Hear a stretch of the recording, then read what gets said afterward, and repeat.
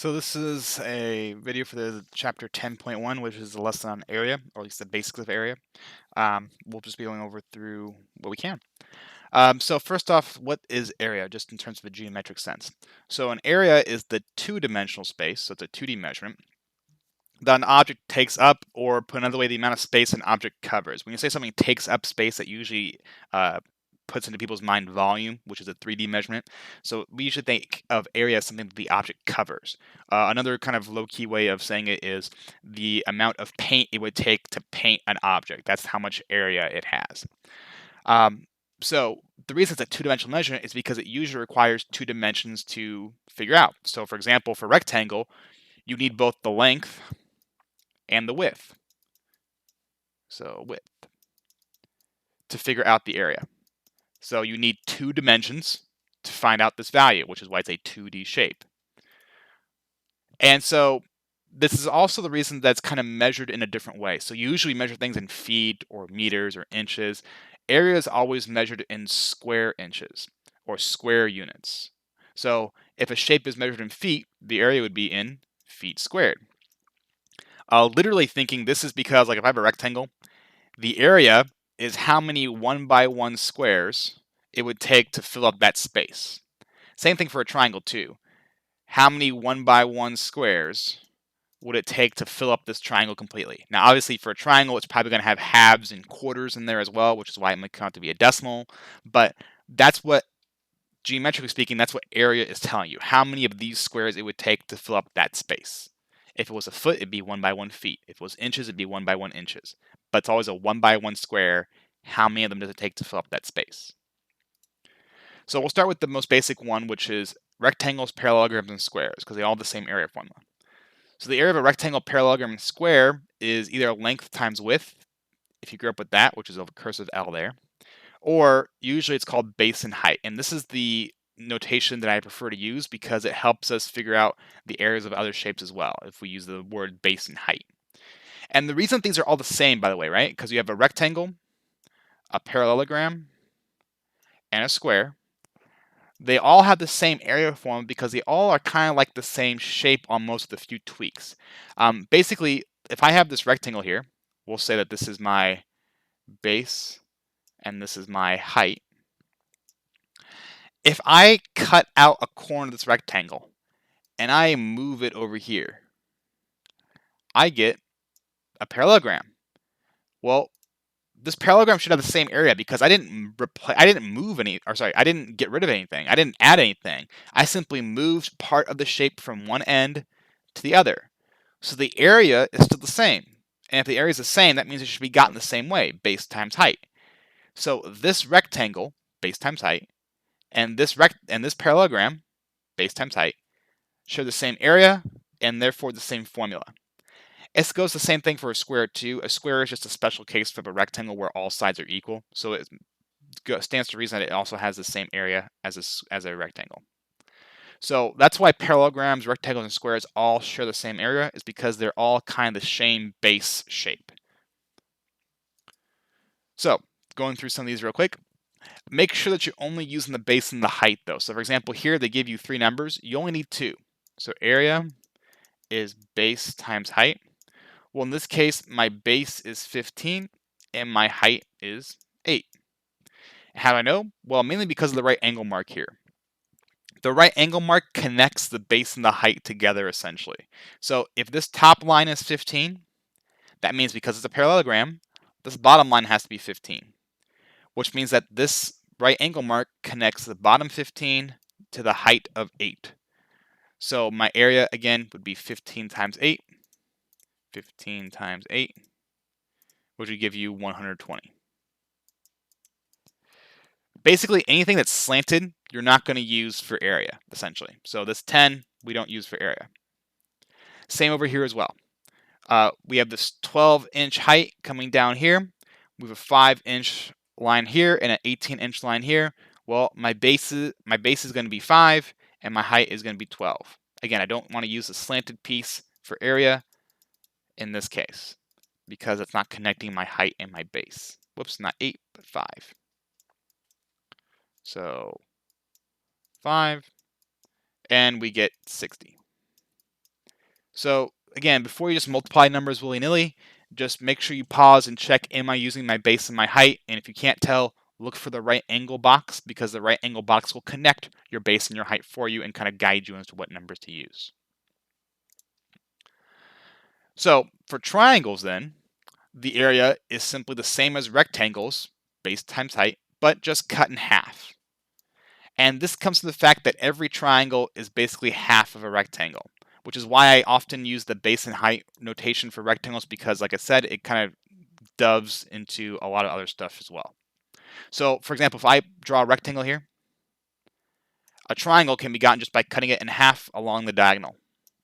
So if the entire shape has an area of base times height, that means the triangles here are going to be half that base and height.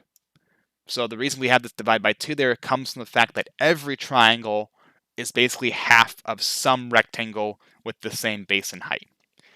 And this goes for everyone. So like for an acute triangle, let's say I have an acute triangle here.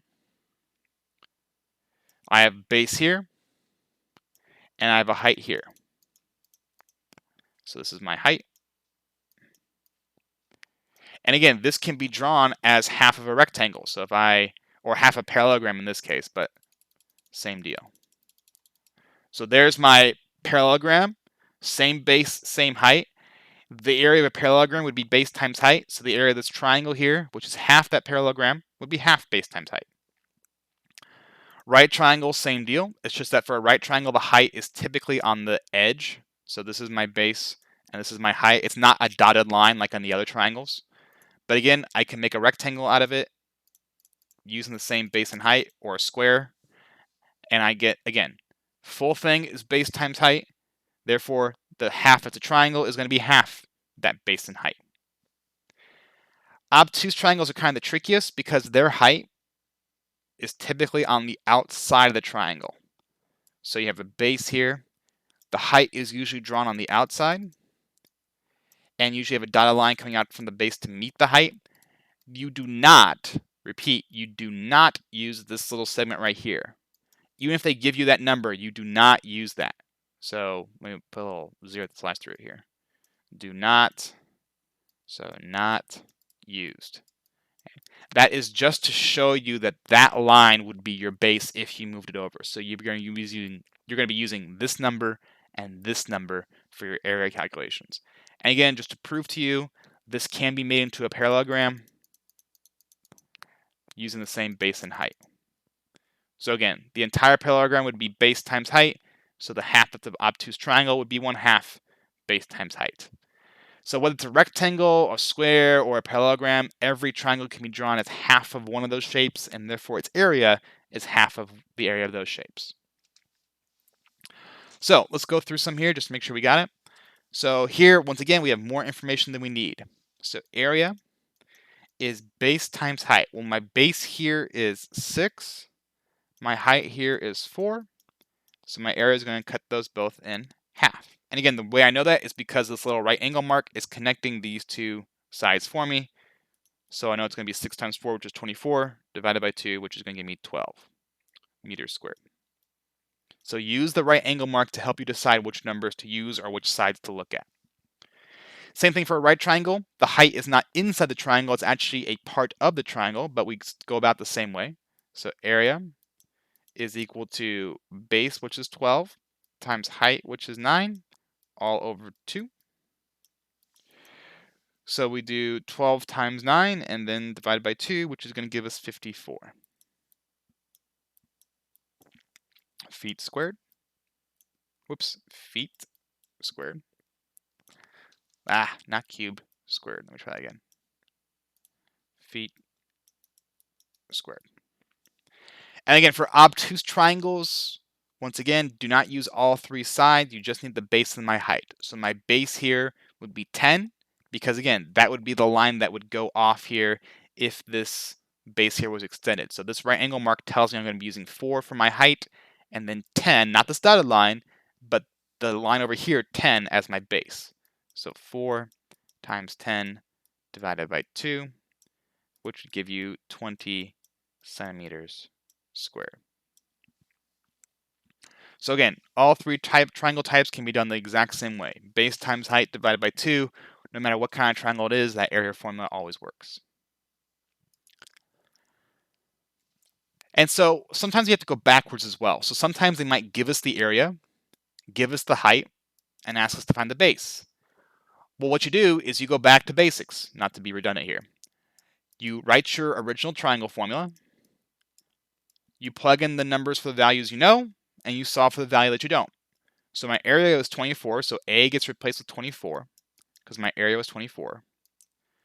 My base is X. I don't know that, so I'm going to put in a little X here for base. My height is 12, I do know that. And then all over 2. Well, then you go back to Algebra 1, and you say, solve for X. Well, to solve for X, what I would do is I'd multiply both sides by 2 first. So times 2 times 2, which gives me 48 is equal to X times 12. Because again, these 2's cancel. And then I divide by 12, and I get X is equal to 4. So all you do in working backwards is just write out the base formula, plug in the numbers that you know, which is usually going to be area and then either the base or the height, and solve for the one that's missing. You just basically kind of work backwards. Same for parallelograms. Area is base times height. So I know my area is 80. I know my height is X and my base is 15. So 15 times X.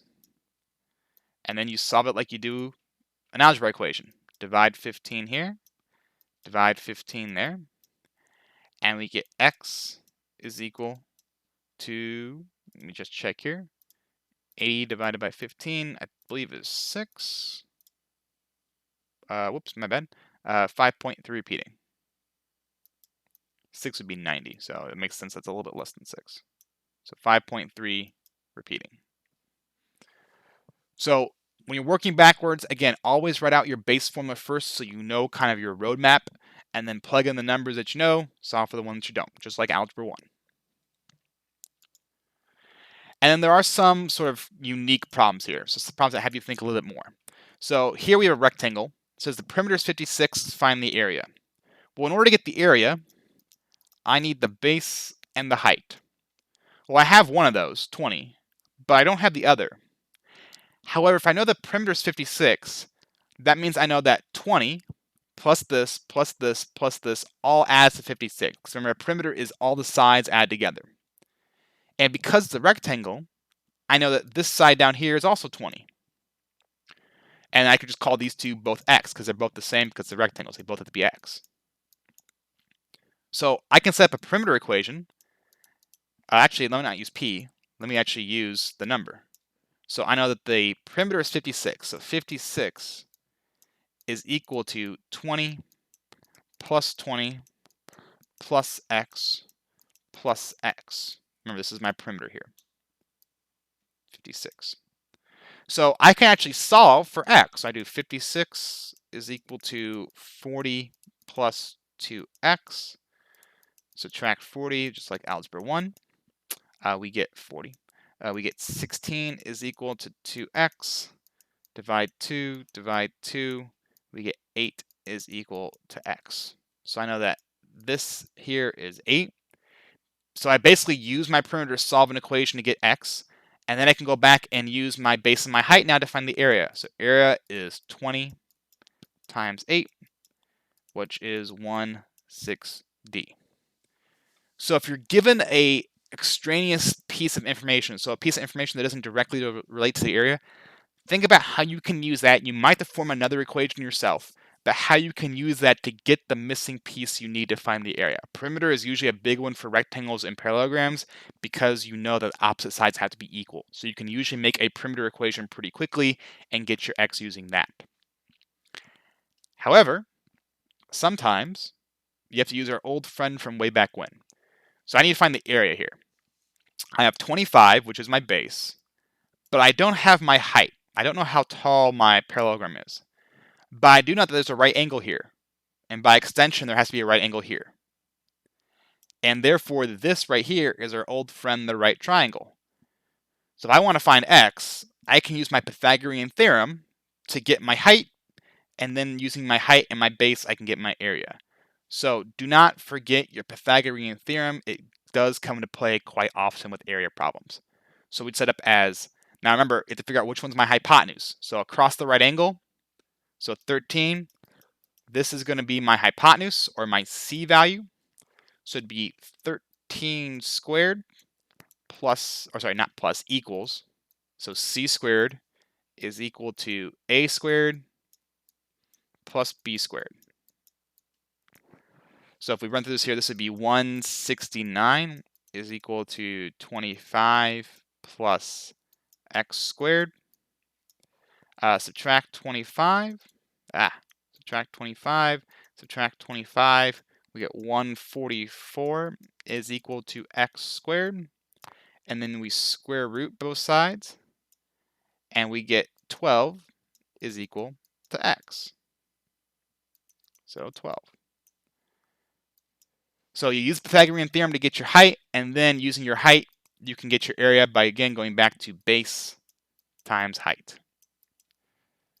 So this, I think, is going to end up being 300 or so.